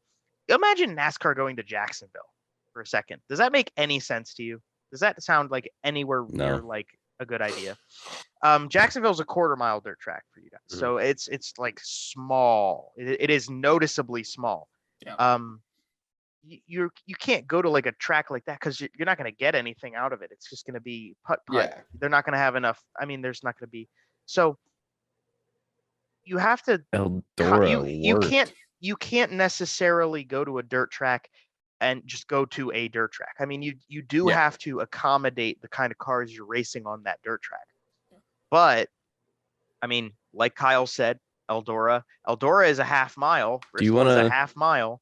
Do you want to go over like a list of tracks that might work? Yeah, like yeah, so, I mean, because you know Larson, a lot. Yeah, I definitely think that. I mean, there's the number 1 in my area, but there are 3 in my area I know of right off the bat. I could tell you they could go to Williams Grove, they could go to Port Royal, they could go to Selinsgrove. Well, you also have to think of like you have to think of like capacity, like seating, like that's my thing. But that comes back. That kind of comes back around to our conversation before about where the money comes from in NASCAR, and I agree it would be super cool to. I mean, obviously you want to try to sell out. Yeah. I think Knoxville and Eldora are your best bets. I mean, both of them have the biggest facilities. They're both half miles. They both are obviously. I mean, and I think Eldora better than Knoxville. And the Knoxville the racing at Knoxville sucks for trucks. So Eldora it is. That is the solution I've come with. But they pissed off Tony Stewart. I can't I'm biased to bring it up, but like you can't not at least look at Port Royal. Port Royal is like one of the nicest dirt racing facilities in the United States. And it's big and it's got the banking like Eldora has the banking that Knoxville doesn't. I think that makes a huge difference. Port Royal has huge stand. I mean, Port Royal is a fairgrounds. It's got plenty of space for people, for vendors, for food, for all of that jazz. For the teams, that's another big thing. I mean, when you go to like Attica's, like I've seen the pits at Attica, you could probably make it work. But we've been to racetracks. I mean, like look at the Hobstadt pit. You can't get the field in there. It's even in World of Outlaws, they have guys like on the outside. They have guys on the outside of the fence. Yeah. Well, yeah. I mean, so Kyle, explain someone who doesn't know what do they do to piss off Tony and why we're not going to Eldora? Well, so Tony, I mean, like NASCAR on dirt was Tony's like I think we all were, because like in when they first put trucks on Eldora, like when the testing footage came out, it was like 2012. I was 11. Yeah. Like I think we all remember that, like being like young and like seeing that was Tony's thing. Like he wanted to get NASCAR on dirt, and the trucks went there, and it went really well. And they ran that until whatever year it was. And Tony's, from what I've read, Tony's idea was always that he wanted to bring Cup there. And NASCAR always shot him down on that idea. NASCAR were the ones shooting down Tony Stewart. And then all of a sudden, they want to take Cup to dirt, and they tell Tony, nah, we're going to do it at Bristol. Yeah. Well, there's a reason trucks don't go to Knoxville instead of Eldora. They could still go to Eldora, but guess what? Tony said, nuh-uh. Nope, you ain't doing that. If you're going to literally for years and years tell me no, that we're not going to bring Cup to dirt, and then you take it to another track, screw you, man. Like, that's stupid. And I agree with him. Like, that's stupid. Eldora is the reason that NASCAR's on dirt. They proved, like, and not only like, because there's all these issues. It makes me so mad because there's all these issues with Bristol dirt, like all these things, all these problems. And it's like all those years of running trucks on Eldora are like, it's like they don't exist to them. It's like, we've done this for how many years? I don't remember a single, grill clocking up. The racing was excellent. Remember the close finish between Chase Briscoe and that was freaking awesome. I remember I went to that race twice. Like, they were able to slide job. They were able to race good. You could run top, bottom, middle. The racing was good. Trucks didn't overheat. It was awesome. And they said, screw you, we're going to Bristol. And that's the advantage of going to a actual dirt track, is like a lot of this track prep was being done by NASCAR at Bristol dirt. It was done by Tony Stewart himself. Yeah. Because the first few years, you're going to have, if you were there, if you watch like the last few years versus the first few, it's because Tony Stewart, like over the years, figured out like, because he even said like you had to prep the track specially for the trucks. Yeah. Like you had to totally do things totally different. All those years of figuring out how to prep the track for NASCAR, all to waste, all just wasted, gone.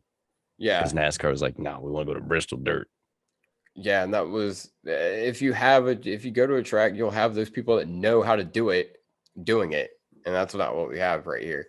Kyle Larson did say it felt, it was fun and it felt like a dirt race. He's like, need small tweaks, and I feel like going into the third year of this, if they do it, I feel like we'll get better, and I feel like that'll be kind of the make or break year. Like, is this something to stay, or is this something that we're NASCAR fans figure it out? would have such a blast at Eldora. There's a bar behind the stands.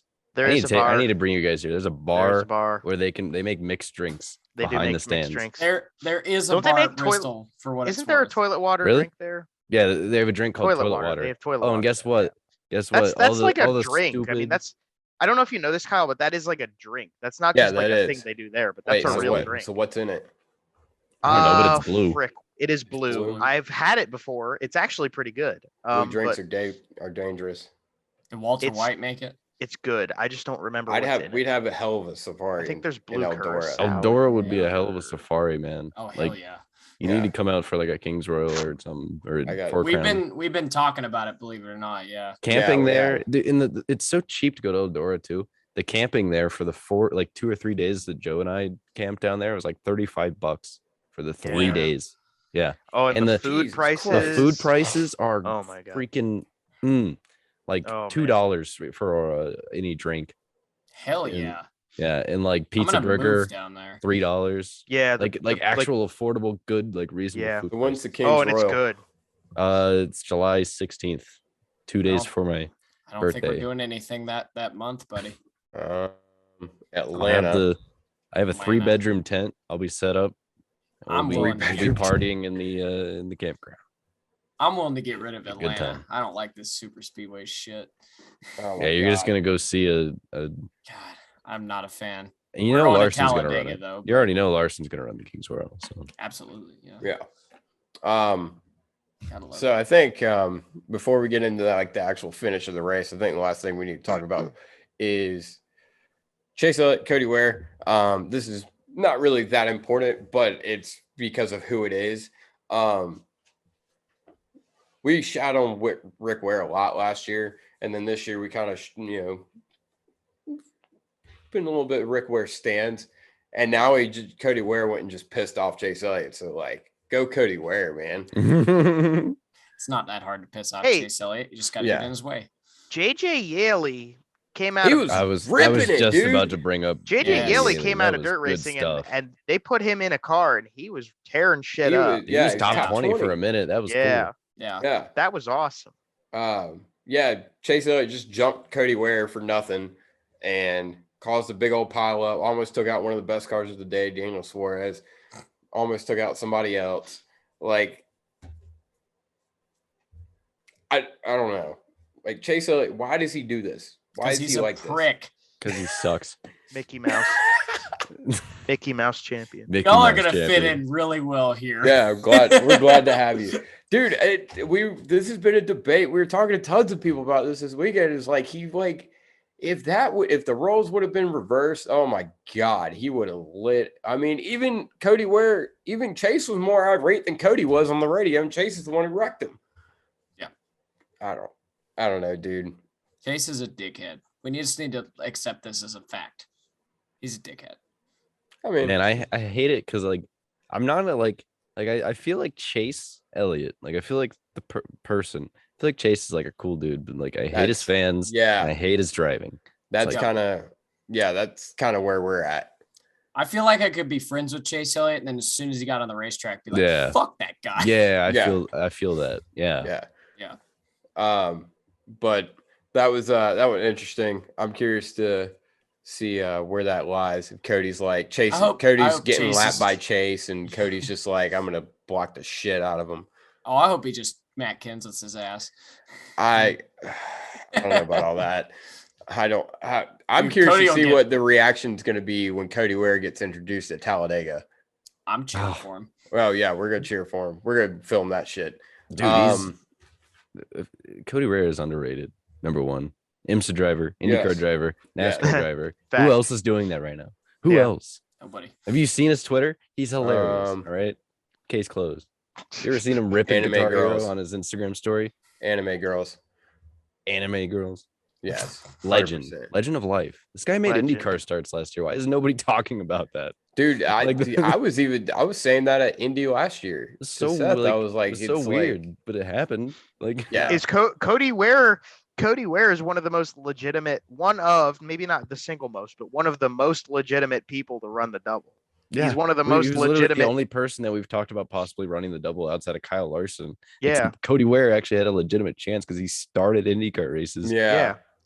Rick Ware Racing is in IndyCar already. Rick Ware Racing is in IMSA. They have like they're NASCAR, IMSA, and IndyCar. They're the biggest small team in racing. They have a former Indianapolis 500 champion starting the Indy 500 for him this year, like a two-time Indy 500 champion. That team is not they're a small team, but like dude, Rick Ware is like making moves. Have you ever seen that guy? I want to know where that guy is like.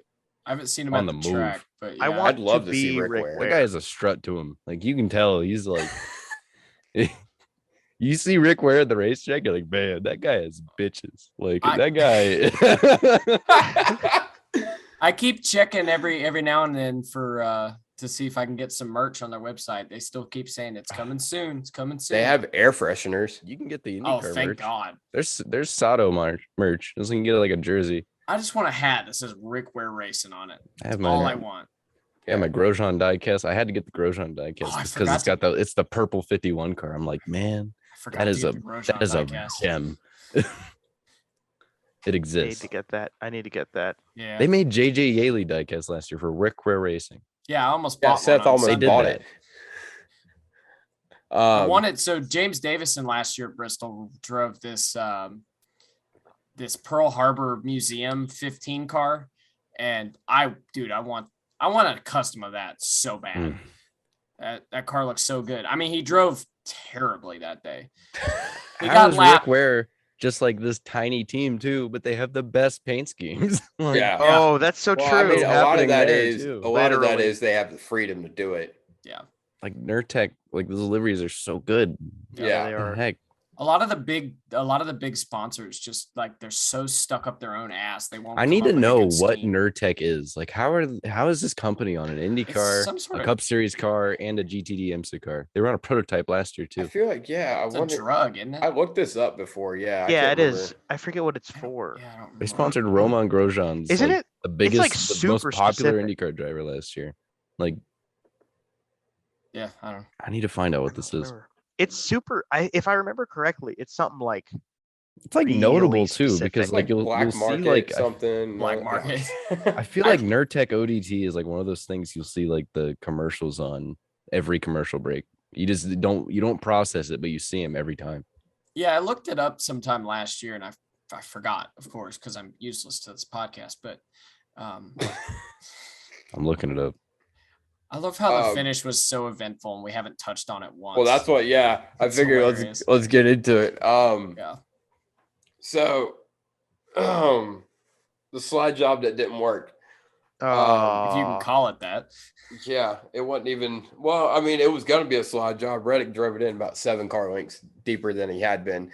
Yeah. Briscoe was not making the corner either. No, there's no way. No, I mean Briscoe. It almost worked. I mean, he what he did was he dove in too much, and he caught his left front off like the berm, and that was what screwed him. Wait, Joe, he caught his left front off the what? Off what? What specifically? What'd you just say? Not the berm. The No. It's the berm. You're right. Yeah, You're right. berm. Isn't he right, Seth? Isn't he right? I guess. Dickhead. What did you call it? No, so okay. Last year at the World of Outlaws World Finals, this is on video. This is in the Safari. I'm like, it's cool, learning all these terms, this weekend, like, dry slick, I already knew what the cushion was, but all these things like the berm and stuff's like the what? And I was like, never mind, don't listen to me. I don't know anything about dirt racing. And then I go back and I'm like, no, that's a fucking thing, Seth. Fuck you. Okay, so in my defense, like I Googled it. I remember could not hearing find it. I could not I find remember hearing it at anything on it. Knoxville during the truck race. The berm. Yeah, because Knoxville has a huge Yes. berm on the inside. Yeah. Yeah, So berm. that's what it is. Okay. Joe and I stood on Yeah. it. We can't confirm. We Martinsville did It's like, has a stand on it. berm. That it's was cool. huge. Yeah. But it wasn't. I mean, it's not really a berm at Bristol. It's more like a kind of Dirtles, where that's what they the call it. banking Dude. changes. But Oh, he no. Yeah. No. he dove in on it, and he caught it, and it upset the balance of the car, and then it just like there He was sent her a little too hard there, bud. sent it in, and Reddick was gonna dive deep to try to cover it. Yeah. That was the whole like obviously he was gonna send it in 6-7 car lengths deeper because he was gonna try to cover it, and Briscoe like lost it and came Cost up me and, $160 fucking dollars. dude, if Reddick would have been further up the racetrack and he would have like caught the wall instead of Yeah, instead of 360ing, he would have won. yeah. Yeah. Well, hell, he almost did win. He still He almost did. won. Yeah. Did you like how I forget who it was? It was a lapped car, and all of the cameras, like It the was lap car, Gregson.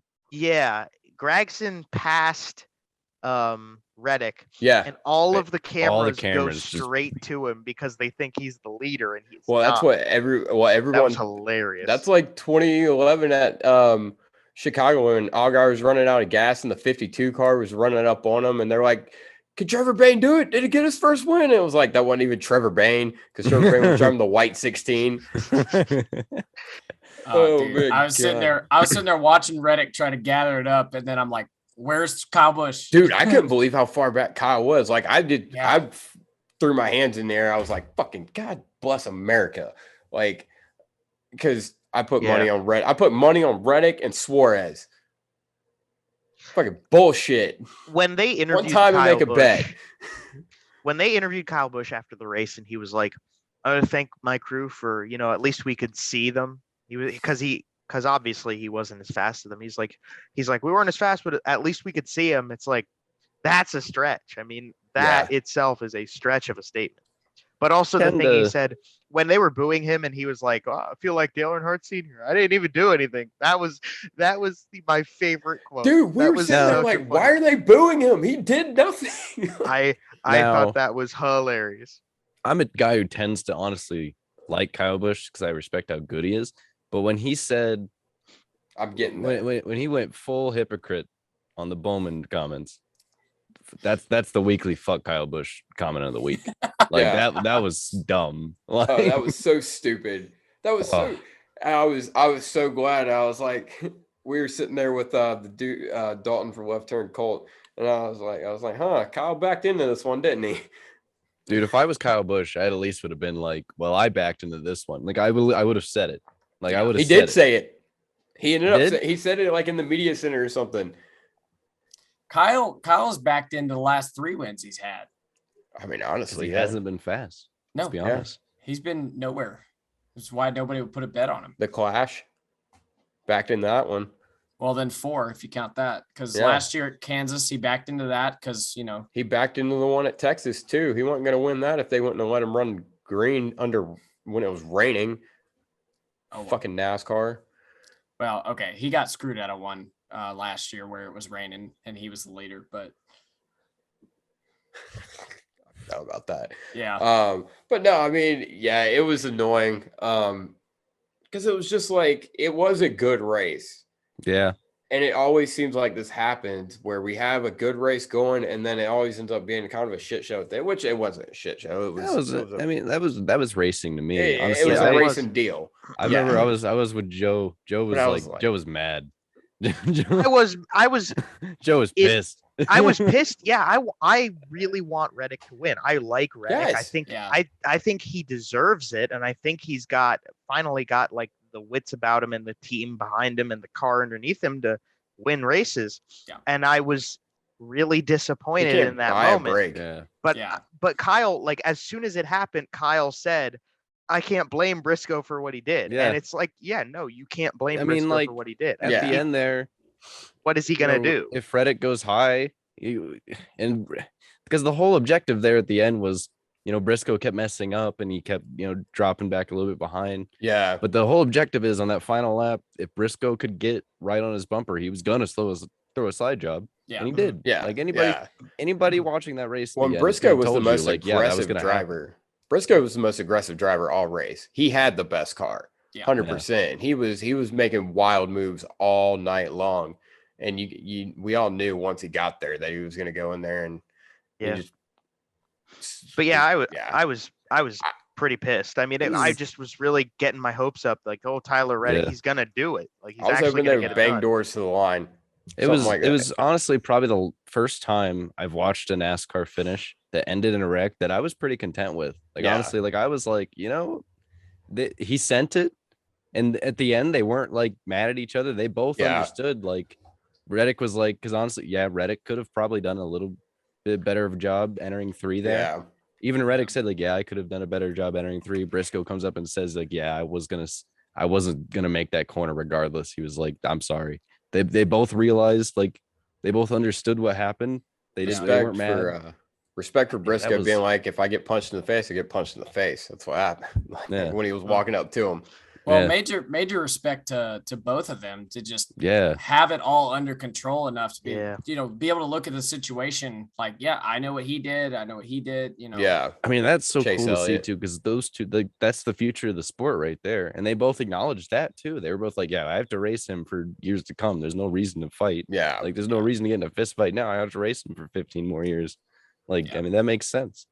Good on them for being smart. Like, that's the first time I've seen a NASCAR finish end in a wreck that I was okay with. I was like, oh, that was not even a shit show. Like, that's probably since like Chicagoland 18. Yeah.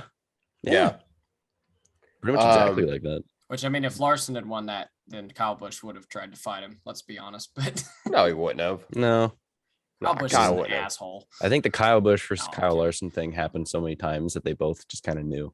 Yeah, okay, so with that being said, who's our sundress and who's our dumbass? So sundress, for you guys, explain it to you guys and anyone who doesn't know, it's basically overachiever of the race, kind of underdog, but more, overachiever, who went leaps and bounds better than where they normally do. And then dumbass is pretty self-explanatory. I guess I'll go. Yeah, I guess I'll go. My sundress pick is we're getting a really close-up view, Joe. My sundress pick is JJ Yaley. That's a good one. I was kind of thinking Cody Ware, just because he went up there, not because he did anything remarkable, just because he hit Chase Elliott. But I'd go with JJ. I think that I would go with, because I don't see this guy as someone I would have expected to do really well on a dirt track. I don't think he's I don't know his background quite as well, but I know that there are a lot of people who have better backgrounds on dirt than this guy. And I saw he was good at the start of the race, but I even said it to myself, like, there's no way he's going to win this race. But I would say Tyler Reddick, because I just don't think Tyler Reddick has as much of a background in the dirt stuff that you would expect him to be leading into the final corners. He does doesn't he have a dirt background? I thought they said he started in dirt. He started in dirt and kind of got away from it. Is from what I know. I mean, I don't know how much you guys see about quarter midgets, and I know that things are different down in the South, but quarter midgets run on dirt, and then you move on to everything else, or at least here where I live, it's, quarter midgets are on dirt. And I'm sure it's the same way with Kyle and stuff. And I think it's the same way in Indiana, even. I mean, in Indiana, they run on dirt with quarter midgets, and then they jump into a midget on asphalt. Yeah. But I just didn't expect that. I have a few in mind. You guys went in a different direction than I was expecting. I didn't expect JJ Yaley. I expected at least one of you to say Reddick, which, but I mean, there's a few on my mind here, because I just looked through the results. And I mean, Michael McDowell finished 9th. Like I didn't even notice that. Yeah, Michael Actually, McDowell yeah. finished ninth. I'm not I gonna remember that. Yeah, Nobody but mentioned Ty Dillon either, because Ty Dillon was good in the heats. Like I just Ty- remember that Oh, 42 Ty car was Dillon, yeah. always I there. was Dude, good at the start. Yeah. Seth, And- you can attest to this. You can attest to this. That motherfucking car smelled like game when it went by. I smelled it one time. That car smelled like game when it went by. 2002, That- my first Busch race. Jeff Burton was driving the number 9 gang car. Every time that car went by, I smelled gang. Swear to God, you ask my mom. That's Mom ain't lie weird. for. Mom won't not lie And for shit. He and That car smelled like Gain, and Yeah. Ty Dillon's car smelled We like need to Gain. take Buddy to a mental also- institution. well, okay, so Buddy and Garage Guy Chase. were Garage sitting guy there- Chase saw it too. They were Or he sitting there smelt telling it. me for 30 laps, like, dude, this car smells like Gain. I'm like, dude, I don't smell it. I smell dirt. That's it. And it went by one time, and I was like, that kind of smells like Gain. But it was the only time I ever thought it smelled like it. I think my brain was playing tricks on me, but still, Placebo effect. But then- All right. it's a placebo. Kyle. All right. I still Go with want, the like, heavy trailer. because like Ryan Blaney may have shit himself, but he started the race. In 25th. He started the race in 25th and finished 5th. That deserves some, that deserves, a nice applause. That's Yeah, good. Yeah, Ryan's- but Tony Ryan's not Stewart a guy. shit himself and won. That's true. But Ryan's mean- not a guy I would expect to run that well at a dirt race. But I just Well, looked I at mean, the he results ran and some like dirt. Michael McDowell finishing 9th. Like what dirt experience does Michael McDowell have? Yeah, only thing is, I don't know, but he did race in I Champ noticed Car. Mc- So Michael that's McDowell That's a dude. champ car, sports car driver. I That's a did guy. notice sports car guy. Michael McDowell do some dumb shit. Some like low key Well, that's- dumb shit. Who throughout the didn't race. do some dumb Expected. shit? That's to be expected from Michael McDowell. Though. I Yeah. never said he was like great, but like he He's not finished perfect. 9th. That's why he's a sundress, because he's not great and he did okay. Well, here's the thing. He would have finished a lot better, but he fucked up there 1 second. And when he got passed by Bowman, Larson, Logano, and Blaney all in like 2 corners. Top 10 for a front row motorsports car is like, that's pretty good. That's solid. That's sundress. All right. Alrighty.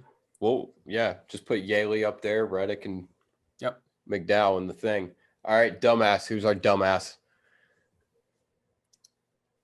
I think the easy one is Chase Briscoe. I mean, you can't really like, he's not It's like hard. dumbass, but See, it's yeah, like y'all he at sold me least- otherwise though. He at least deserves like a 1. Like Well, He Okay, deserves a so- mention for this. I feel don't like you're know. allowed. he's an honorable mention. I feel like you're allowed to like do something and like have it be an honest mistake, but it's like you're still a dumbass. I mean, like Yeah. that's Yeah. still like, you go into the corner and you hit the splitter on the berm and you spin. Like that's still you're still dumb, Yeah, it's one of those things to me. It's like I would have been not mad, but I'd have been disappointed in him if he didn't try Yeah. at the end. Like, Well, I yeah, just didn't. That's my like only. That's the only driver I can think of. So I just wanted. That's my dumbass, and then the rest of them you can get out of the way. I just want I to get want- that out of the way and put it out Yeah. there, and the rest. I'm of you really can go with mad everybody else. NASCAR superstar Jack Wood didn't do anything dumbass worthy because that was going to be mine coming into the weekend. Okay, so I'm gonna make an argument for dumbass. It's not a driver. Okay. It's NASCAR themselves. Jesus Christ. It's every damn week with you in this. This one's unforgivable to me. It's raining and they stay with the 6-minute red flag. Give me let me quote I'd give you our it good if friend- the race ended. I it don't didn't care end. if it ended or not. It didn't end. They You didn't got help holes it. in your point, bud. They got lucky. Them getting lucky does not excuse this. I'm gonna quote our good friend Rabbi Noonan. Give me a fucking break. right. We love you, Rob. Fucking CVS. Joe, who you think? Because I'm still figuring that out. How about Chase Elliott? Who the fuck runs into Cody Ware? Yeah. You moron. Fuck yeah. You I'm absolute. glad Mouse someone Chase. else You know said it. what? I was gonna say it, but I wanted Come someone else on, to say it dude. first. Yeah, Chase Elliott's my dumb. Mickey ass. Mouse. Come Chase on, Elliott. Mickey dude. Mouse. Chase I But Elliott. what changed my about mind. It's Christopher Bell? He spun out on a fucking yellow.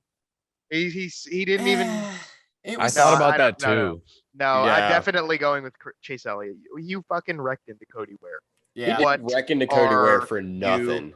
Literally for doing? nothing. And then got more mad than the guy that you wrecked. Yeah. He ran into. who the fuck is him. that guy? That is Chase Cody ran Ware. into Cody and got. He should more know who pissed Cody off Ware about it. is. Yeah, honestly, yeah, he should know. I mean, got Cody's been around more- long enough. Chase should know who Cody Ware is. Yeah. He got more pissed off than the guy he fucking wrecked into. That's Someone Come needs- on. I think Hey, that's I got an idea. textbook. Seth, I got think an that's- idea. Yes. That's textbook dumbass. We could we could print out Cody Ware's Wikipedia page, and in Talladega when we have go to the fan zone, we can hand it to Chase Elliott With a bag of dicks. Yes. Fucking yes. All right, that settles it. Chase we Elliott is dumbass of the week. We hand it to Chase Elliott, and on the back of the thing it says, "Eat a bag of dicks." You know, his reaction to this is probably just. Hey, he's gonna give me Exact 2 reaction. thumbs up. Yeah, I'm gonna be thumbs like, up. we're gonna get there. I'm like, Chase, can I get a picture? And then you're gonna say eat a bag of dicks on 3. Oh boy. man. All right. Where do I we just put want this? him. I just want him to recognize me. That's all I want, man. That's all I want. I just want the satisfaction. I just want the satisfaction. I just want him to look at me I and want go, credit. "Oh, No. Oh, is that you." guy?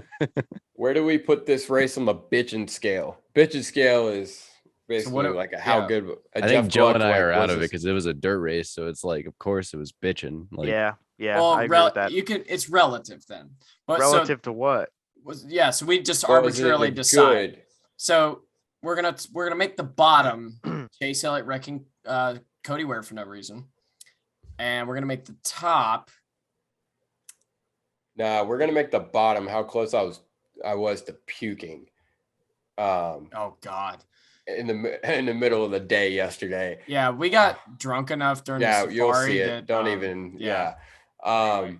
We'll go with that, and then the top is the top line at Bristol. No, the top is how much Ryan Blaney's interior man's gonna get paid for cleaning his car after he pooped his pants.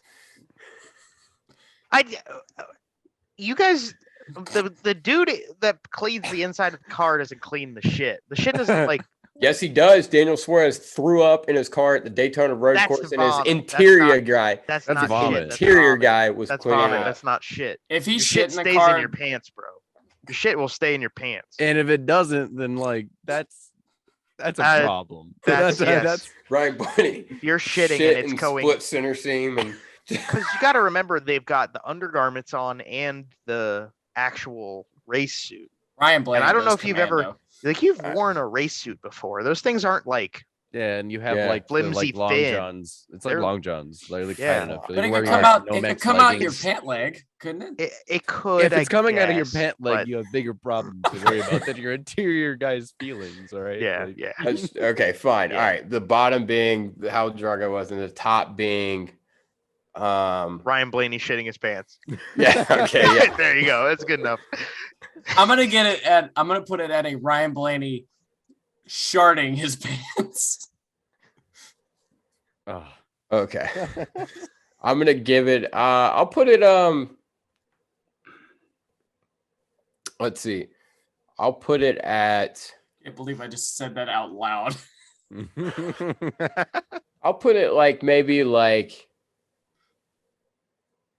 maybe about where the top of the track was. We'll put it there. Not quite at the top, but right around there.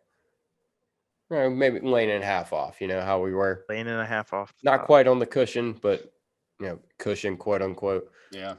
Well, the bitchin' scale, it's arbitrary. You can It's say whatever you super want. Arbitrary, yeah. Go ahead. But but are we comparing it to dirt races or NASCAR races or? That's Whatever up to you want. Yeah, Yeah. this is All right. This is your Arbitrary. moment. It's really I'll- just whatever you want. Yeah, I'll it is. give it a Caitlin Sweet shotgunning a beer. How about that? Whoa, hell yeah! Oh wait, no. Okay, so you're saying that's the Caitlin greatest. Larson. You're Same. saying this is the greatest race of all time. That's what you just said. Rethink That that is analogy a what you little just Well, bit. said. hold on now, I'm hot pretty sure shot. I've Now, said hold on, that now to hold you. on there, honey bunches. Because you got to remember that Honey with bunches. dirt, I mean, that's not like That's a Caitlin normal Larson- thing. Yeah, Like, he it's a does that, normal like, thing. Like that's just a normal good thing. It happens often, and it's So nice. it was a normal, good, solid Okay. dirt race for Yes, NASCAR. it was Okay, a normal, all right, solid, gotcha. good. Thing. I just hear Caitlin Larson and just assume it's the greatest. Well, I can't argue against it. I hear Caitlin Larson and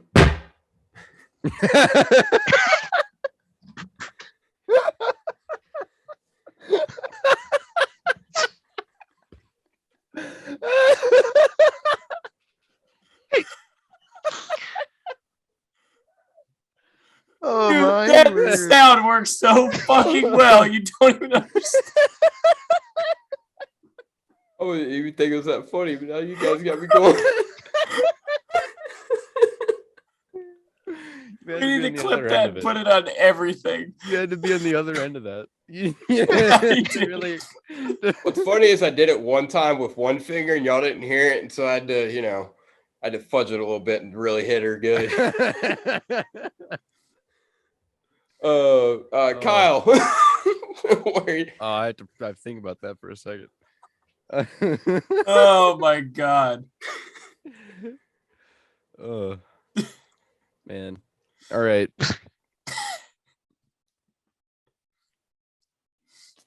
I give it, man. Joe had a good one because that's like that makes sense in dirt terms, because that's like a normal thing in dirt. So it was like what's a dirt analogy that kind of makes it kind of it makes it wasn't it? Man, this is really this is tough. Joe had a great one. Who'd have thought our arbitrary rating scale would be tough? It's tough. We're wild really enough. tough. Just need an analogy. All you need is like I I just don't know what to like. Shield on the top at I-55. But it wasn't that good. I mean, that's better than like Trey Jacobs getting 5th at Attica Weekly Races. Give it like a steak and shake 7x7. It's good because it's steak and shake, but it sucks afterwards. Yeah, I'll go with that. But it averages out to be okay.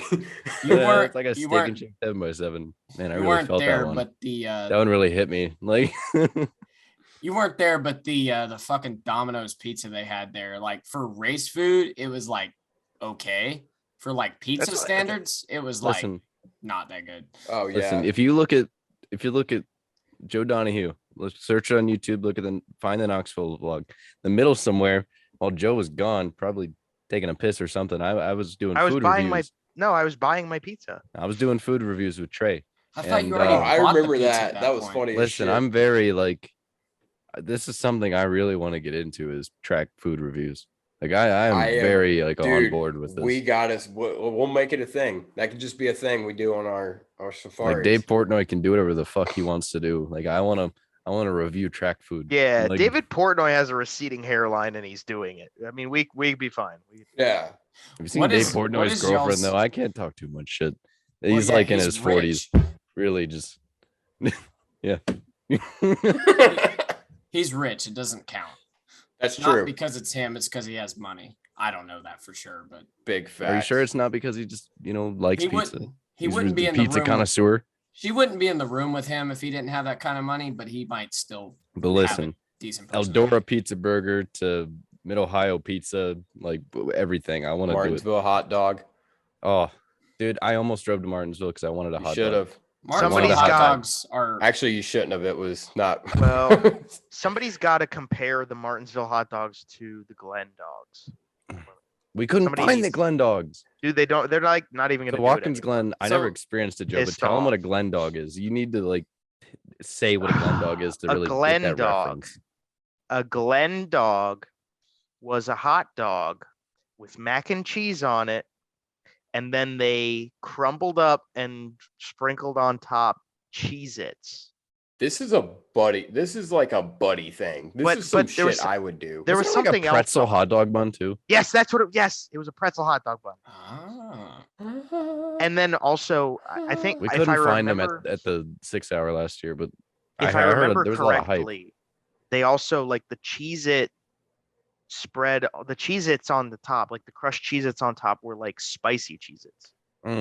That sounds like a great sandwich. Because a hot dog is a sandwich. I like everything about that except for the pretzel bun. I'm not a big pretzel bun guy. I don't hate it. Oh, I love pretzel buns. I love a good pretzel. I don't know about a pretzel bun. Pretzel buns dude, I don't know. Guys, so at Martinsville, something that almost rivals the Martinsville hot dog is, I don't know who made it. They made a banana and mayo sandwich with no wafers crumbled on top of it. And it really, on the trunk of a car. On the trunk of a car. Yeah. That had been Joe sanitized. have made some good sandwiches in the grandstands. We made some salami sandwiches at Kokomo last year that were just money. They were. We didn't get to do any. Can lick my nuts. Damn it, that sandwich was amazing. We didn't get to do any grilling at Eldora this year. What? But like this year at Eldora, we're gonna be doing some good grilling.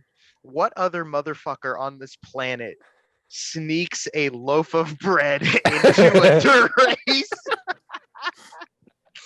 A determined motherfucker, that's what. They're like no outside food or drink, and I'm walking in with a backpack, and I have a whole ass loaf of bread. That is hilarious. You are your dad's son. Yeah. Well, Kyle can also, when we went to the Indy 500 in 2020, which we were at because we were there, we were at the 2020 Indy 500. I brought like, what were they? Hot dog buns and like a thing of peanut butter. I brought like an actual full-size jar of peanut butter to be in. It was just bread and peanut butter. It was only bread and peanut butter, and everybody was like, looking. I was like, can you stop at a gas station and bring some food? Because like I'd been sitting out there like since the morning because we set up seats outside the fence. I was like, can you get some food? Shows up with chips, a loaf of bread, and peanut butter. Hey, it's carbs and it's protein. This makes more and more sense why we're friends. This is some buddy pulley ass shit. I made a burger in New Orleans. What? I made a burger when I went to New Orleans. It was like the wildest fucking week of my life. And not for good reasons. I got this burger. It was a salmon cheddar burger. And I got this Cajun crawfish seasoning, put that on there. Salmon? And then some Cajun crab salad and put that bitch on there afterwards. No one else would eat one. That was the best burger I've ever had in my life. All right, that sounds so good. Hang on. We were talking about track food. Nobody has the balls to say this, but a Martinsville hot dog is overrated. Fuck yourself. It is only as good as it is because it's only $2 I gotta try it to really. Nah, it's a solid dog. It's solid for a hot dog. Where else are you gonna get a good hot dog? Well, like the thing about hot dogs, right? Hot dogs suck. Have you ever been to Portillo's? Like, I feel like a good hot dog. Like, does a Martinsville hot dog? Does it have that like snap when you bite into it, and the actual wiener itself? This is important. It's important. Like the hot dog, like they have that cover. Does the wiener snap? Does the wiener snap when you put it in your mouth? No, it doesn't. A good hot dog like snaps. It doesn't. A Martinsville hot dog looks like looks like it hasn't been cooked.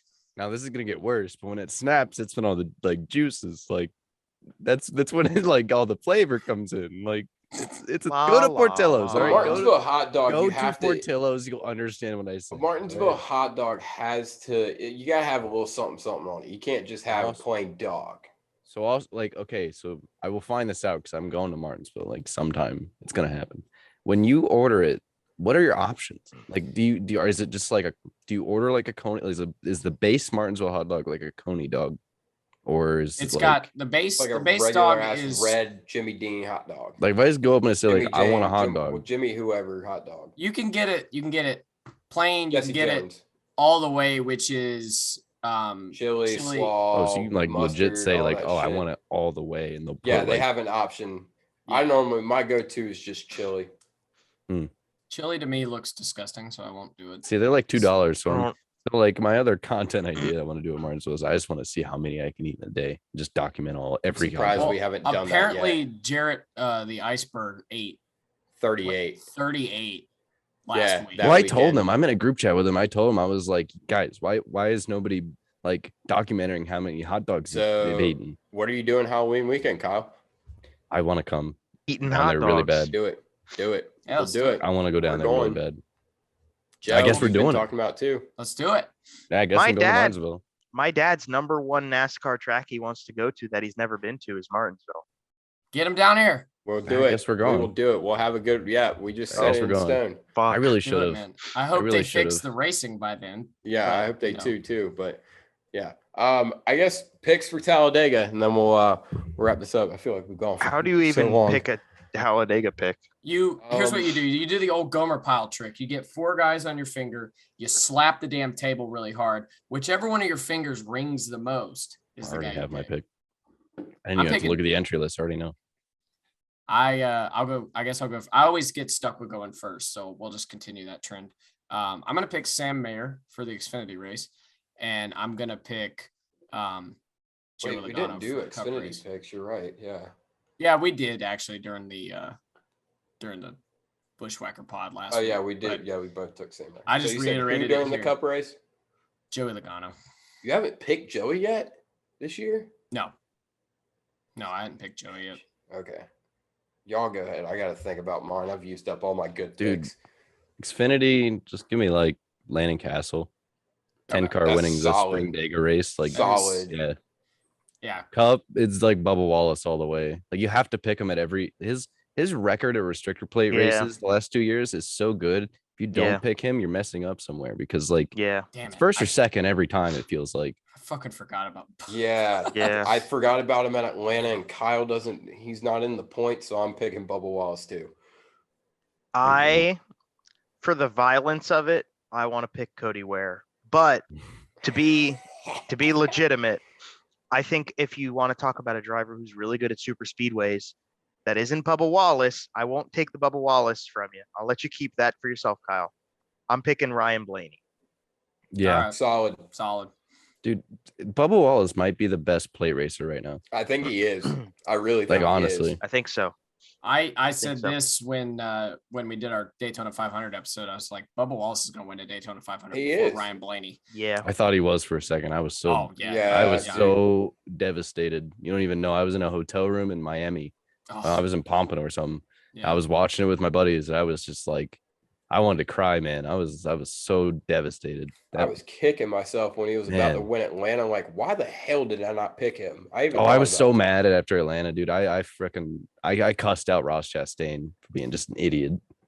What an idiot. Dude, he did not want to. Ross Chastain did not want to win that race. The Trackhouse would have if Suarez and Chastain would have got together on that last lap, they would have won the race. Well, Chastain doesn't know how to. He doesn't know how to. They did. Here's the thing that bugs me. Here's the thing that bugs me about plate races is there's always this dumb motherfucker who's like, I'm gonna win from 6th, and it's like no one ever organizes up on the last lap when it comes down to that last moment when everybody's hanging back. No one ever organizes up to pass the leader.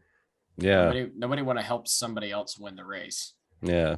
Yeah, but if you push someone else past the leader, you're giving yourself a better chance to win than you would have just like. Yeah, I'm not arguing for that position. I'm just saying everybody's like stuck up their own ass. Like, I'm not helping him, but they end up hurting themselves doing it. Like Ross Chastain would be a good pick for this weekend. If there's a position where he's like 5th on the final lap, he's not going to put himself in a smart position to go for the win. He might get himself in a position to be 2nd, but he's not smart enough to, put himself in a good spot that actually would get him a win. Yeah. Yeah. No, 100%. All right, cool. I think that's all we had on the docket. Yeah, it is. It is.